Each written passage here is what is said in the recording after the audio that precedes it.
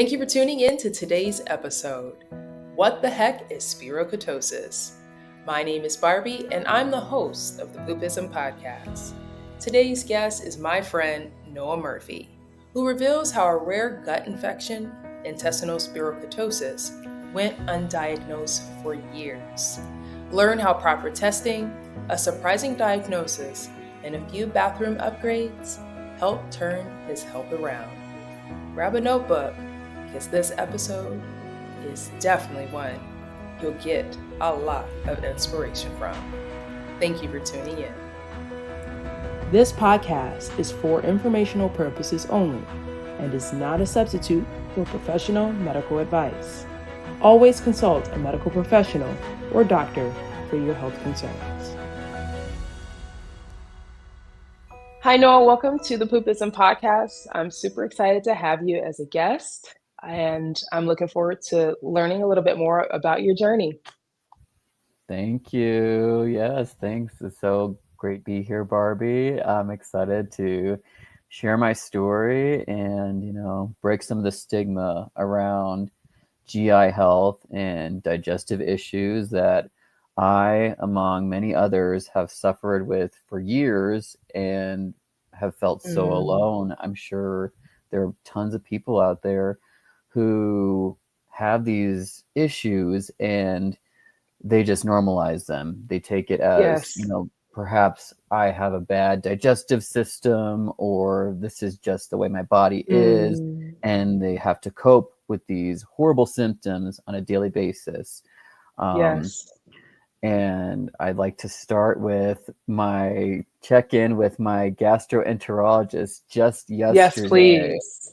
So I had been seeing my doctor since 2022. I just have been having these GI symptoms going sort of back and forth with IBS and every day having to deal with symptoms of constipation to the opposite of diarrhea with not much normal, healthy poop in between. And it's debilitating. Like, I believe IBS is even classified as a disability when you're filling out a job application these days, because it makes it so hard to leave the house and perform everyday activities, driving, going to an office, etc. So I've been dealing with these IBS symptoms, and I met with my GI doctor. We decided that we're going to do a colonoscopy, and I had the colonoscopy on January of 2023.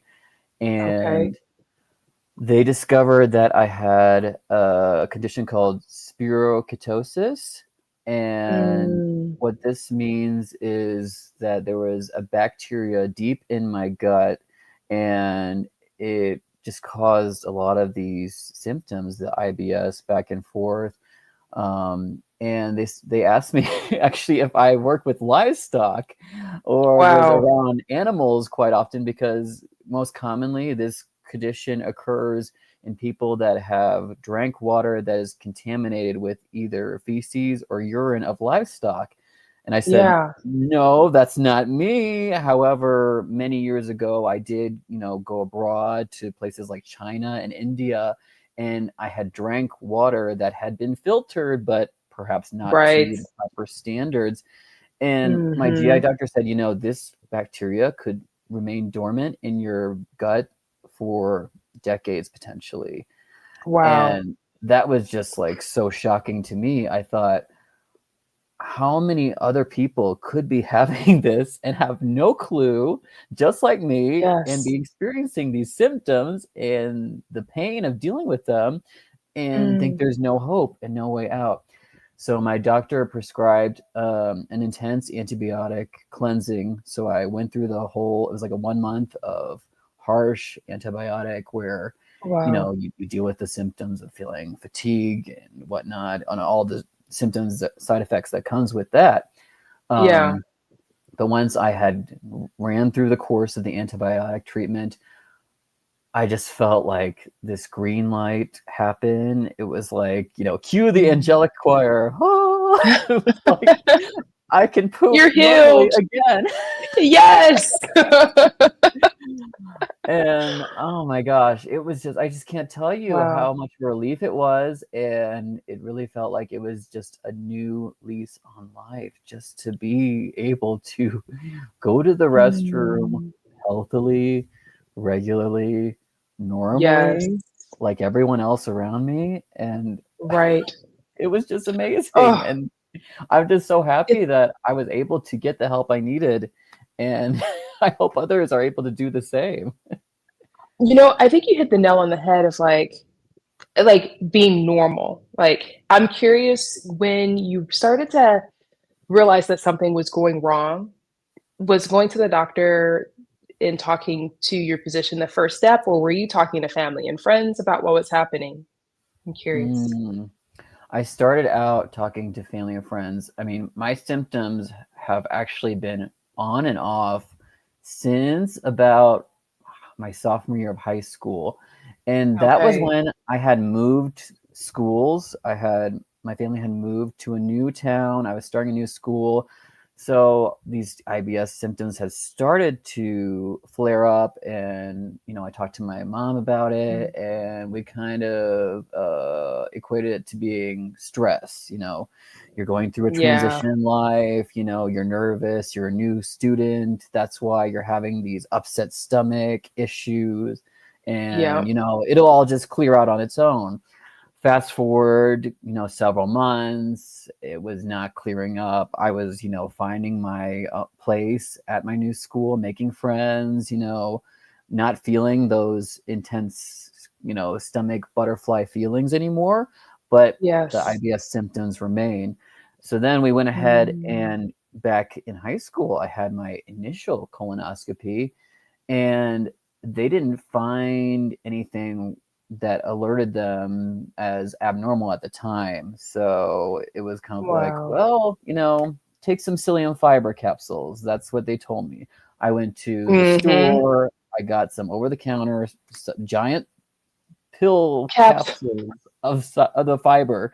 And they were like, you have to take this twice a day. I started doing it, and it helped, but I don't know. It was still on and off, Right. and it wasn't like a daily occurrence where it was like so debilitating, like, I couldn't do normal activities, but like it would definitely have ebbs and flows where it was like I was pretty good for a while, and then I just have like a flare up and it would be really bad. Mm-hmm. And I feel Yeah. like just over the next couple of years, it would like get good, and then it would get bad again, and then it would get good, and then it would get bad again, like throughout college, and even until now, I'm in my 30s. Right. I didn't get the help I really needed until I was into my early 30s. So it's just like Wow. so shocking that I didn't, Mm. you know, get something done about it sooner. However, I'm just happy that I'm in the place I'm in now. Right. I'm hearing you say that you wish you had done something sooner, but it sounds like you did go to the doctor and you were advocating for yourself, sharing what you were feeling, but you were told that it could be life transition, stress, probably puberty, getting older. Mm-hmm. But all that time, it may have been what you shared earlier. Could you say it again? The So they told me it was condition? called spirochetosis. Spirochetosis. Okay. Yeah, and it's like a rare Wow. bacteria that occasionally will be found in people's GI tracts. But yeah, it was Yeah. just like this freak thing for me. I don't know how I got that bacteria. I'm just glad it's gone. Yes. Thank the Lord for the colonoscopy, which they're so important. They say you wait till you're 40 to get screenings, and there's so many ways to get screened now. You have the traditional scope, and then now I believe there's stool tests that can.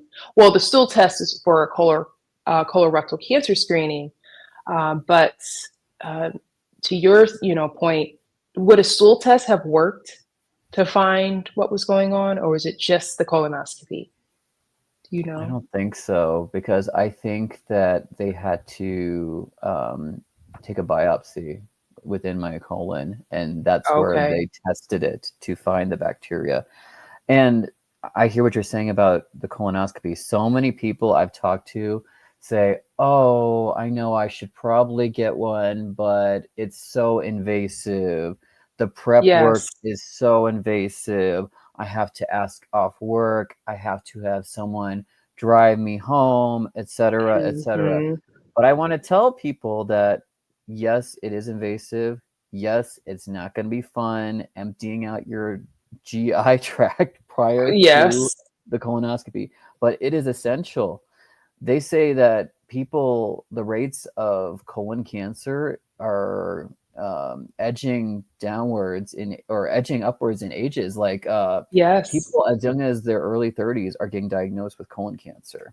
Yes. Um, and Hmm. maybe something like, those poop samples where you send it in the mail could detect that. But every gastroenterologist I've talked to, they've said that is not that's not a great test to actually show what is going on in your colon and get down to the root cause of Wow. the issue. So really, I just That's wanted good to, insight. um, stress the importance of getting a colonoscopy. Yes, it's not going to be fun. It's not going to be pretty, but it could save your life. Absolutely. And I just want to say thank you for sharing your experience. My mom was preparing to have her first colonoscopy, and some of the tips and insight that you gave about your experience was supportive for her. I was able to share what you told me, and it went well, right? I think I was more nervous for my mom than she was, nervous for the colonoscopy. But you're right, it does take, a full evening into the next morning for prep, making sure that you have someone to drive you home. It's a process, but like you said, it's worth it, and it's preventative care.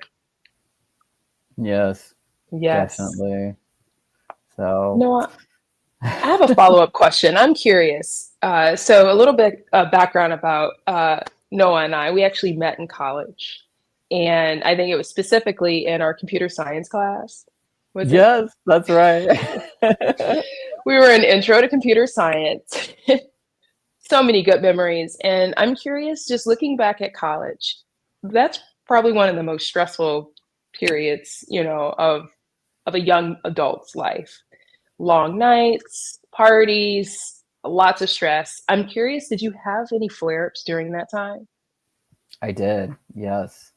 Mm. And it was rough at times, like, to be candid, we had, shared men's dormitory style bathrooms, where it's like multiple stalls. Yes. And sometimes, when you're having IBS symptoms, it's not pretty. You have gas, you have loud Mm. flatulence, and it can Yeah, be really embarrassing, if someone's in the stall next door, if it's loud or if it smells bad. But it's like, right, you have no other option. This is your home, the dorm. So where else can you go? Hide out in the library and try to find a secluded bathroom. I sometimes would do that. I sometimes would literally wow, try to find one of the most secluded bathrooms I could on campus.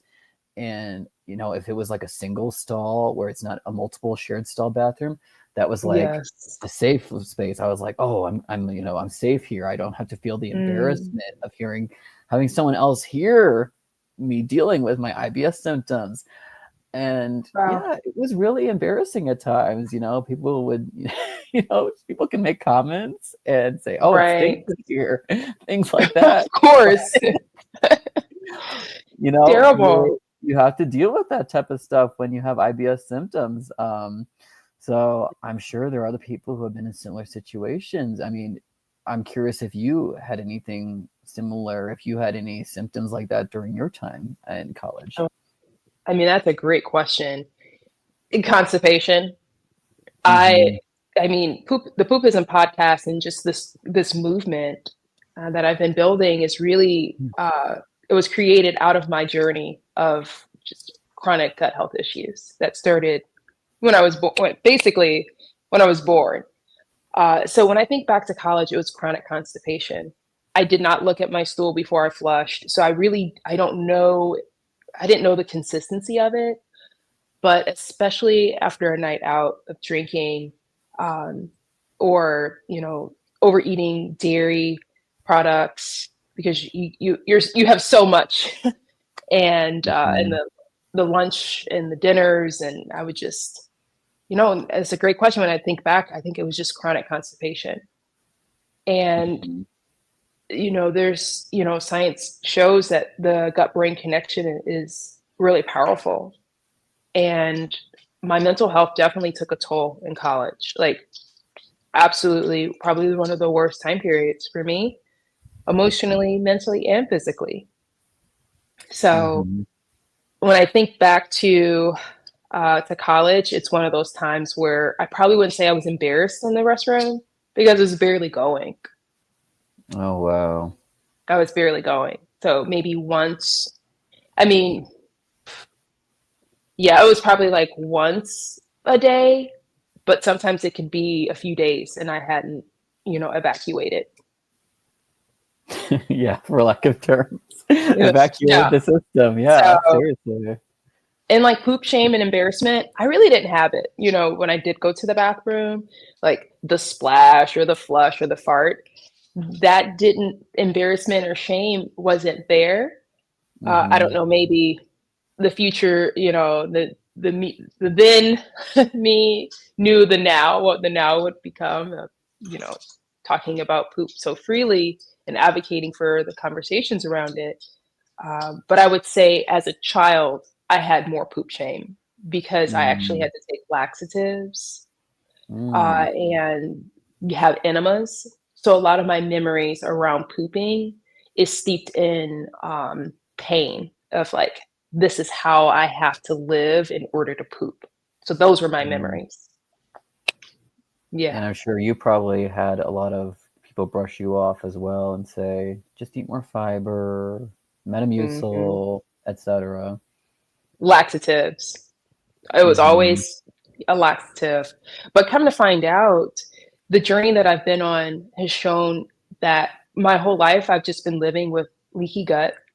I also been told that I have IBS, gastritis, all of the things that you've been hearing on the news, the bloating, the gas, the constipation, like all of these were symptoms that were really connected to a deeper problem. And my gut had just been leaking my whole life. Wow. Yes. And I didn't get full control of it and a full understanding until last year when I had an absolute burnout. It required me to take a work sabbatical, and it put me on this health journey of integrative medicine. And through functional lab testing and genetic testing, I learned so much about what I was dealing with was linked to my gut. Wow.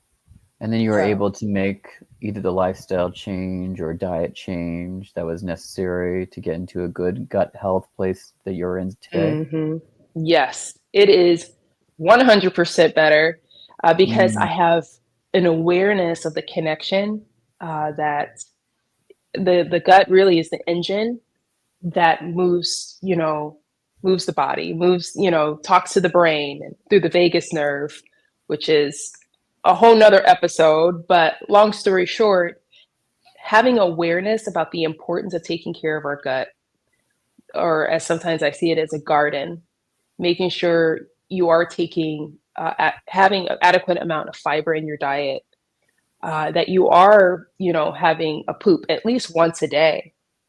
Some folks have different, opinions, or doctors have different opinions on how much you should poop. But as long as you have a good poop once a day, and that you are having conversations with family, friends, and your doctor, you start noticing changes like you did. You're going to go to the doctor and say, hey, like, I want to get some testing done. I want to make sure things are okay. And I think, again, that's why your story is so important, because you were like, enough is enough. I can't live in this pain anymore.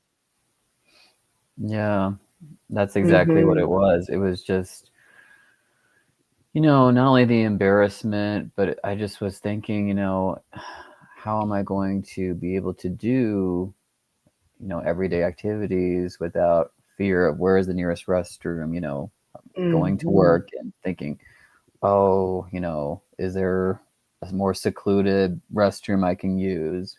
Or, oh, maybe I'll wait until everyone leaves the restroom to go ahead and start, Right. because the fear of embarrassment, and it can be really daunting, especially when it's like coworkers, because you don't want to get a reputation in the office saying, "Oh, that's the person that stank up the bathroom. Stay away from them." You don't Right. want that. Yeah. Thankfully, there's like poopery and things that you can use for the toilet. So. Right. But Mhm. yeah, it's just like there are so many people out there suffering. Um, so it's really rough. It's rough out here for people. Yes. And I So, wonder if it yeah, happens to go be ahead. with like, our diets, maybe the Sure. American diet and the American lifestyle um, just isn't the best for GI health. I feel like Americans do eat a lot of like unhealthy things like fast food and Processed are foods. very sedentary. I think a big Yes. part of what helped me too was I started incorporating daily exercise into my routine, and that really just helps keep everything moving efficiently Yes. in the GI tract. And when I wasn't doing Mhm. that, I do feel more of those like bloated symptoms and the kind of like not so good tummy feeling when I don't exercise or when I miss a day. I can feel it. And that's your body Yes. telling you something needs to be done to be to make sure you're functioning at the appropriate levels at 100%. Yes. I could definitely agree with the the American diet. I mean, full of processed foods, chemicals, dyes. It's just an overload. It's a toxic overload in the body. And stool is essentially a toxic, sludge that needs to make its way out. It's pulling out all the environmental toxins along with the food that we've eaten. In addition to the toxins, it's just like all this sludge that sometimes stays stuck in us and cause it. And then if you have the leaky gut, that causes issues to seep out into the bloodstream. So again, you brought up a really great point around, could it be our diet? Absolutely. Environmental toxins. I mean science is also starting to show uh you of course stress, but also our relationships, like the stress of our relationships, be it at home, at work, like it all impacts our body, this machine that needs to live in a low inflammatory state. And I think once that inflammation is lowered, it really helps soothe the gut, which then helps to soothe the mind and the brain, the heart. It needs to be calm. Yes. Absolutely. And I feel Hmm. like anytime I do feel sort of like an upset stomach, or it could be even stress, something is stressing me out, I started to feel like that tensing up. I find that if I pause and kind of, take a deep breath to recenter myself, that can really help Hmm. clear my head. And then I feel the physical relief because the mind Yes. and the physical body, they're so connected. If one is not good, Yes. the other is not going to be good either. You got that right. So speaking about being good, now that you are on track, you're having regular bowel movements, it sounds like the IBS symptoms are not as invasive or impacting day-to-day life. How would you say, your overall like life has just changed in the past few years? No, I think it's just gotten so much better. It's just it's been freeing. It's made it a lot easier to say, like this past year, I took a trip to Europe for the first time. And I went to several different countries, taking the train, back and forth to different places, which is an incredible trip. But Yes. it's something that I really would have had second thoughts about if I was in my peak IBS gut health, where Mm-hmm. I had to always be worried about where is the restroom. If I eat this meal out, is it going to go straight through me within a half hour and I have to immediately find a restroom? Those are Yeah, thoughts that would go through my head on a daily basis. So it made travel a lot harder. I I'm can going to be on imagine. an airplane for a long time and there's going to be an occupied plane bathroom or, Right? things like that. It's just like Mm-hmm. really debilitating at times, but it made it, since I got my symptoms cleared up, I didn't have to worry about that type of stuff. I thought, yes, I'll be trying new foods and in new places that are unfamiliar to me. I might not know Yeah. where the nearest restroom is, but that's okay. I knew that I would be fine because my gut Yes. health was in a good place. Mm. And that's what I want everyone to have, to be in that good place and to not have to live in fear of finding the next restroom, because that was me. Right. No, I appreciate you sharing that. And it's so interesting how all of our experiences are different, right? Of course, the news just slates it as just constipation or bloating, but there are so many more symptoms that we're dealing with on a day to day that are different, which can sometimes like, well, maybe I don't need to go to the doctor. It'll clear up on its own. But in your case, by going to the doctor and realizing this is not clearing up has not only helped you feel better, but now you're able to travel and enjoy day to day life.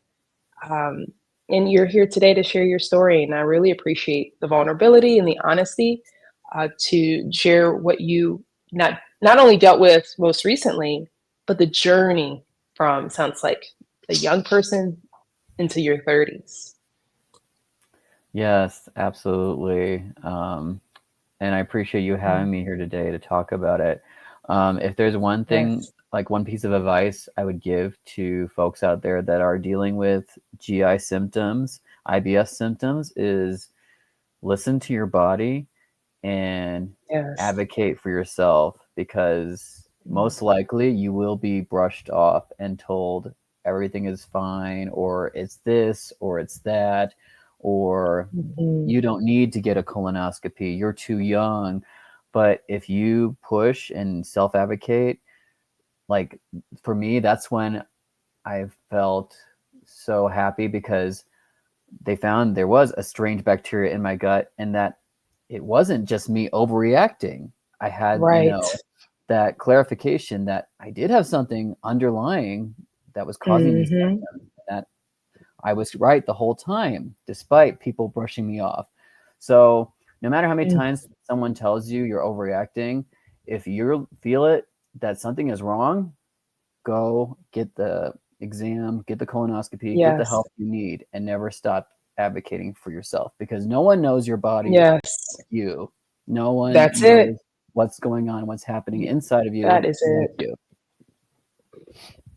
To end it on a very, a punny note, quite literally what you just said is trust your gut.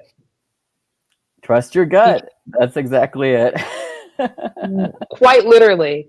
And by trusting your gut, you're here today and you're even, I hope people have taken some notes. They are scheduling an appointment literally now, saying, I'm not waiting. I'm going to go get checked out.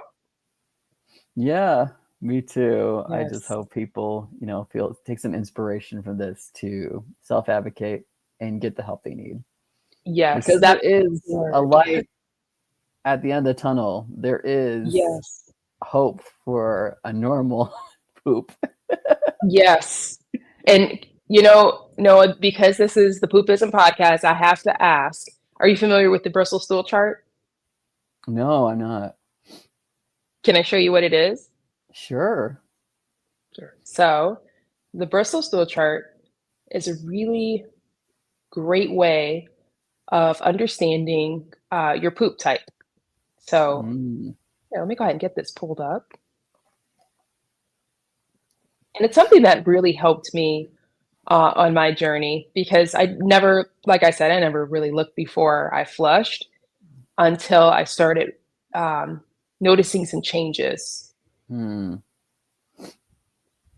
And the changes had to be drastic. It couldn't be, um, soft and hard. It was just like very drastic, like soft to like complete liquid. And I'm like, no, something's really going on. This was about 3, 4 years ago. But Mm-hmm. here, let me show you here. So this is the Bristol stool chart. And it's something that I have found that a lot of folks don't know about. And I'm curious, when you were experiencing those symptoms, what would you say your Bristol stool number would have been when you first started noticing changes? It would start with one, the constipation, and Mm-hmm. then it would, and there was, a lot of pain and, sort of struggling to pass the stool. Sometimes even blood would happen when I would deal with the really hard stools, which is really Right. uncomfortable and unfortunate. Um, Mm-hmm. and then since I would be constipated sometimes for days at a time, I would literally be in the bathroom for like 30 minutes to an hour, and I would run the gamut of 1 through Wow. 7 in that entire one sitting on the toilet. And it was Wow. not fun. It was not pretty. It would, I would be like sweating sometimes afterwards. It was horrible. It was literally like the nightmare pooping experience. I went from I that can't imagine. to where I am today, a healthy, normal poop. It's just day and night. And I'm sure other people have gone through this similar situations. It's just awful when you're dealing with those symptoms. You Mm-hmm. you're literally on the toilet for an hour. Yes. And again, doctors say generally you're on the toilet for 5 minutes. If you have not evacuated, you're supposed to stand up, move around, as best as you can to help the bowels. But it's like, well, if you have the sensation of having to stay, it's like, how do you know when to get up? So, to hear you would be there for 30 minutes to an hour, I'm sorry to hear that. Like, Yeah, and yes. sometimes I would get up, you know, go walk across the room and have to go right back. Sometimes I would do it again and again. It would be like I'd have 3 trips back to the bathroom Wow. because, like you said, I just needed that movement to break things up in between. But it's just like Right. 3 times back to back going to the bathroom. This is not sustainable long term. It's not healthy. Exactly. You can't function like this. I wasn't No. functioning. No, your body was quite literally giving you signs, which that's what I see poop as now. It's a language, and we're flushing very important language or data down the toilet each and every day. And if we take at least 10 to 15 seconds just to see what's happening in the toilet, it could really change the trajectory of our health. Hmm. And I would also recommend people who suffer from constipation. There are certain products out there that can help. Like I have a stool, like a squatty potty stool, and just Yes. having the Mhm. proper posture can really make a difference. Elevating the knees, and Mhm. also after a trip to Japan, I got hooked on the Japanese style bidet toilet seats. So Yes. I installed one of those on the main toilet that I use, and Amazing. just having that rinse and the heated seat really helps move things, and it's actually improved my IBS symptoms when they do flare up. Having that Wow. bidet seat really has made a world of difference, I would say. It really helps with any sort of, lingering constipation flare-ups. So I really would be an advocate for, a squatty potty and a bidet. I love it. I'm a big advocate for both of those. There's several out there, but I appreciate which one do you have, if you don't mind sharing the type of a day? It's the Toto washlet, the Japanese brand, and I got it at Costco. You Okay. can get it in America and Even just pop better. it, pop your old seat off and pop the new one on, hook up the water, and you're good to go. Amazing. Well, no, I appreciate you again for being a guest on the Poopism Podcast. I look forward to future conversations. I would love to have you back to continue to share your story and your journey. And if you enjoyed today's podcast, please feel free, if you have any questions, to share them or reach out directly to me. I'll be happy to stay connected. And I look forward to you all joining our next episode on the Poopism Podcast. Take care, and remember to look before you flush. Thank you, Barbie.